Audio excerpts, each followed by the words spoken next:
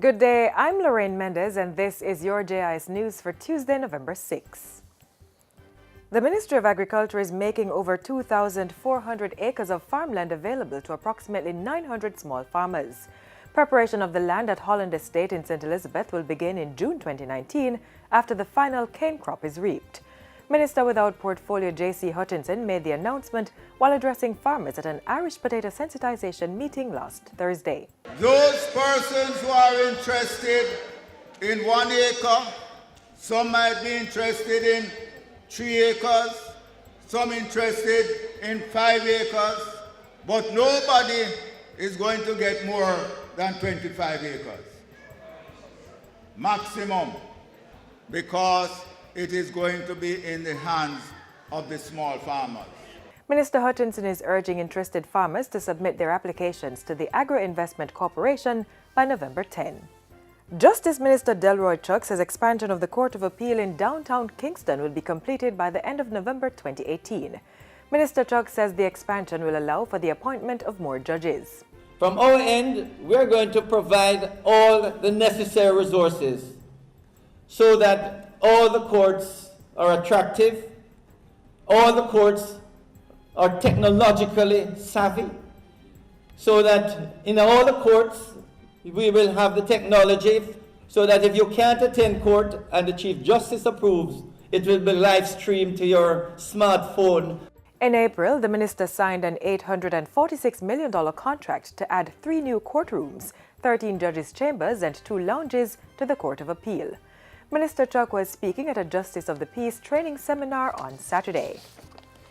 Meanwhile, Chief Justice Brian Sykes says he's anticipating the full operations of the electronic case management system as of next year.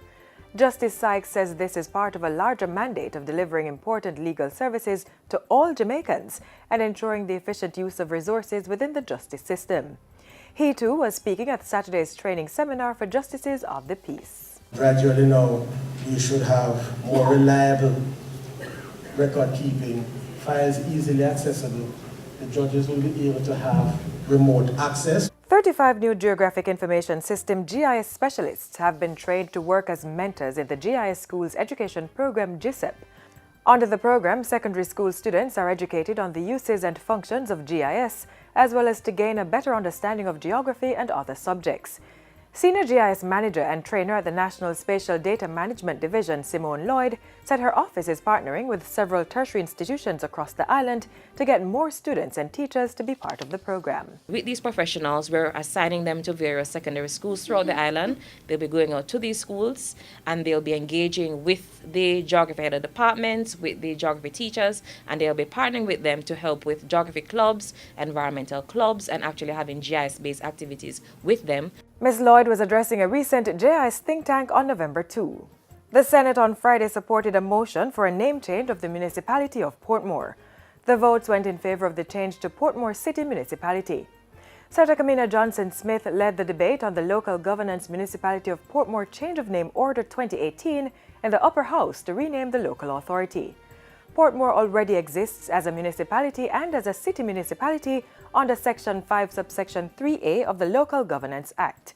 The official name in the Act is the Municipality of Portmore. The name provided little distinction to the public at large between the physical area of the municipality, that is the geographical division that may be a city, town, or grouping of towns within the scheme set up in the Act, and the executive local authority being the administrative body that has some degree of control over the geographic area.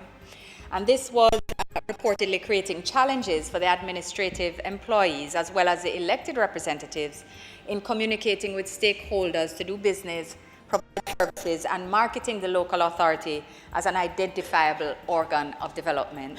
The change does not alter the status of Portmore or the local authority, but amends the name in line with its existing categorization as a city municipality under the Local Governance Act 2016.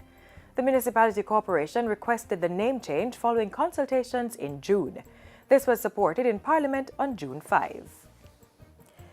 And finally, Health Minister Dr. Christopher Tufton is again urging Jamaicans to take responsibility for their health by getting regular checkups and being mindful of how they treat their bodies. asserting that while the state can implement policies, programs, and pass legislation to combat lifestyle diseases, Dr. Tufton says each and every Jamaican has a responsibility to safeguard his or her health. We can ensure that there is some level of continuity through legislation, through policy, through regulation. Ultimately, however, it really becomes our responsibility to secure certain things. And indeed, it's not just about what we do to ourselves. It's also about our own advocacy. Because we must advocate for these best practices. We must talk about it. We must encourage it. We must guide our children to support and to live by it.